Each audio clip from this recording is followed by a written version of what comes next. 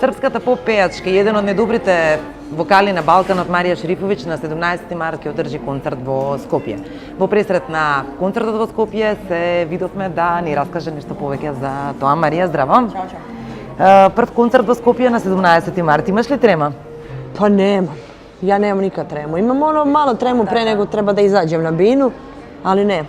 Што да очекува скопската публика од твојот настап? Za promenu samo dobru muziku. Mi smo usvirani, tako da nema nikakvih sad specijalnih proba. Evo sad smo stigli s turneje iz Amerike, tako da smo usvirani, spremni i samo čekamo da to, mislim, počne. Eto, to je to. Тоа ќе биде чисто солистички концерт или можеби ќе имаш некој гостин како изненадување? Vidjet ćemo kako bude. Mislim, ja ne volim da pričam o gostima zato što ja kada idem na nečiji koncert, ja kupim kartu zbog osobe koja održava koncert. Tako da nije po selo, nego je solistički koncert.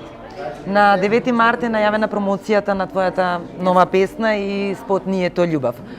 Пред неколку дена ја видов најавата на спотот и она што предизвика големо внимание е Марија Шерифовиќ во преградка на Голмаш. Можеш ли да ни откриеш кој е голиот дечко што се појавува од спотот?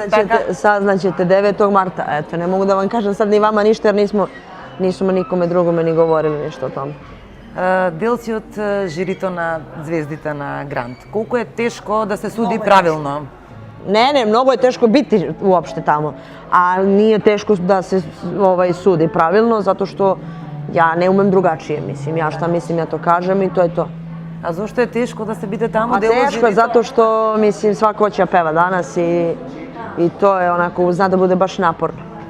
Често влегувате во конфликт со колегите во жирито? Pa ja nemam, mislim, imam ja ponekad, ali šta ja znam, Jelena i Viki se dosta često onako koškaju i svađaju, i Jelena i Bosanac. Mislim, učestvujem i ja ponekada u nekim svađama, ali uglavnom to nisu lični konflikti, nego se svađam zbog glasova, zbog takmičara i tako. Откако ќе се згасат камерите, седнувате заедно да пиете кафе? Naravno, kao svaki profesionalci.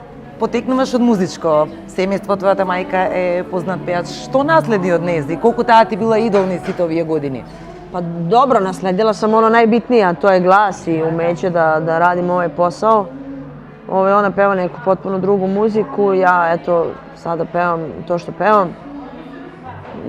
Bilo je interesantno odrastati uz sve to i negde da prosto učim kako ovaj posao funkcioniše i koliko uopšte nije zlatan, nazovemo to tako.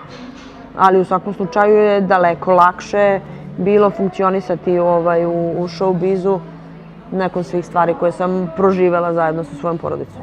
A колку твојата мајка ти била најголем музички критичар? U početku da, kasnije ne. 2007 година ја донесе победата на Србија на Евровизија. Колку тоа ти настапи како изграден пејач таму, меѓутоа колку тоа понатаму ти помогна во кариерата? Pa dobro, jeste pomoglo, mislim, otvorila je neka vrata i neke nove ponude i eto, ljudima sam postala neki heroj, šta ja znam. Ali i odmogla dosta. I odmogla je dosta.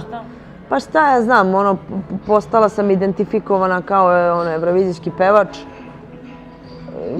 Bilo je praktično nemoguće da neka pesma nadmaši molitvu i trebalo je da prođe baš dosta vremena da eto, te neke nove pesme dobiju neku svoju šansu, nazovemo to tako. Настапуваш, турнеи, албум, нови песни. Имаш ли време за себе? За излегување, за дружби? Slabo. I kad imam vremena samo kod kuće sa psom, sa njim provodim svo svoje slobodno vreme, ležim, gledam filmove, serije, igram PlayStation i tako izgleda moj život. Така. Некоја љубов во животот на Марија Шерифовиќ? Nema ljubav, ništa, nemam kad. Така. Nemam kad i ne želim. Освен концертот во Скопје, кои се своите следни планови, односно идни настапи? Pa nakon toga ide turneja u Australiji, nakon toga još mnogo koncerata, ali celokupan taj spisak svega što nas očekuje do leta ćemo objaviti sledeće nedelje, tako da eto, to je to. Ти благодарам на убавиот разговор и ти посакувам успешен концерт. Hvala puno, pozdrav svima. Hvala.